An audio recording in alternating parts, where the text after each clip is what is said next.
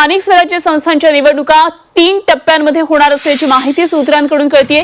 पहिल्या टप्प्यामध्ये जिल्हा परिषद पंचायत समिती निवडणुका होतील, तर दुसऱ्या टप्प्यामध्ये नगरपालिका नगर परिषदांच्या निवडणुका होणार आहेत आणि तिसऱ्या टप्प्यामध्ये मुंबईसह इतर मनपाच्या निवडणुका होणार आहेत। डिसेंबर 2025 अखेर निवडणूक प्रक्रिया पूर्ण करण्याचा हा प्रयत्न असणार आहे आणि दिवाळीनंतर आचारसंहिता लागू होण्याची शक्यता आहे। त्या स्थानिक स्वराज्य संस्थांच्या निवडणुकांसंदर्भातली सगळ्यात महत्त्वाची आणि मोठी बातमी आहे। राज्यामध्ये स्थानिक स्वराज्य संस्थांच्या निवडणुका 3 टप्प्यांमध्ये होणार आहे, तर दुसऱ्या टप्प्यात नगरपालिका नगर परिषदांच्या निवडणुका आणि तिसरा महत्त्वाचा अखेरचा टप्पा असणार आहे तो मनपा निवडणुका। या टप्प्यामध्ये मुंबई महानगरपालिकेसह राज्यातल्या सर्व रखडलेल्या महानगरपालिकांच्या निवडणुका होणार आहेत। आणि या संदर्भात आणखी सविस्तर माहिती जाणून घेऊया। आमचे प्रतिनिधी कृष्णात पाटील सध्या आपल्याबरोबर थेट जोडले गेलेत। कृष्णात, स्थानिक स्वराज्य संस्थांच्या निवडणुका 3 टप्प्यात होणार अशी आता विश्वसनीय सूत्रांकडून आपल्याला माहिती कळतेय, तेव्हा कशा पद्धतीने आता या सगळ्या निवडणुका होणार आहेत, कशी सगळी रणनीती असेल? अनुपमा, सुप्रीम कोर्टाने 6 मे रोजी राज्य सरकारला आणि निवडणूक आयोगाला आदेश दिले होते की येत्या 4 महिन्यांमध्ये या स्थानिक स्वराज्य संस्थांच्या निवडणुका या पूर्ण कराव्यात। परंतु आता पावसाळा आहे आणि सणासुदीचे दिवस असल्यामुळे या निवडणुका दिवाळीनंतर घेण्याचं जी माहिती आहे ती आता समोर येते आणि तशा प्रकारची माहिती ही सुप्रीम कोर्टात देखील राज्य निवडणूक आयोग सादर करणार आहे।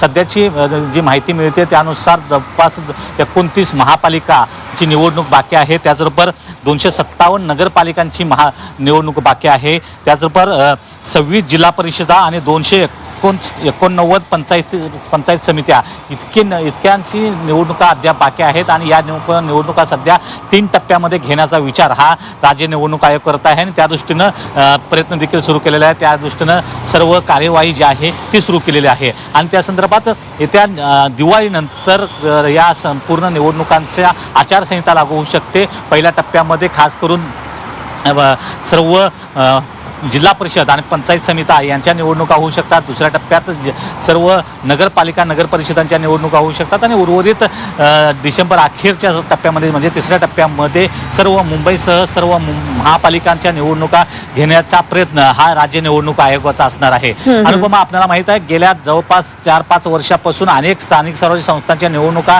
त्या झाल्याच नाही, त्याचा संपूर्ण प्रशासकीय गाडा हा प्रशासक आखत आहे आणि त्यामुळे अनेक ठिकाणी लोकांना स्थानिक स्वराज्य संस्थांच्या मार्फत होणारे कामांसाठी जो फॉलोअप घेणं गरजेचं आहे। तिथले नगरसेवक असतील, पंचायत समिती सदस्य असतील, जिल्हा परिषद सदस्य असतील, या संदर्भात थेटपणे जो त्यांच्या मार्फत फॉलोअप घेतला जात होता तो होताना दिसत नाही आणि एकटा प्रशासक जो आहे तो इतक्या मोठ्या प्रमाणावर शहर असू देत किंवा गावांच्या ठिकाणी लक्ष देऊ शकत नाही आणि त्यामुळेच सुप्रीम कोर्टाने दरडावून सांगितलं होतं की येत्या 4 महिन्यात निवडणुका घ्या। आता ते हे 3 टप्प्यामध्ये निवडणुका घेण्याचं एक दिवाळीनंतर होऊ शकतं आणि दिवाळीनंतर कदाचित या संदर्भात आचारसंहिता लागू शकते आणि निवडणुकांचा धुरा हा डिसेंबर अखेर पूर्ण होऊ शकतो।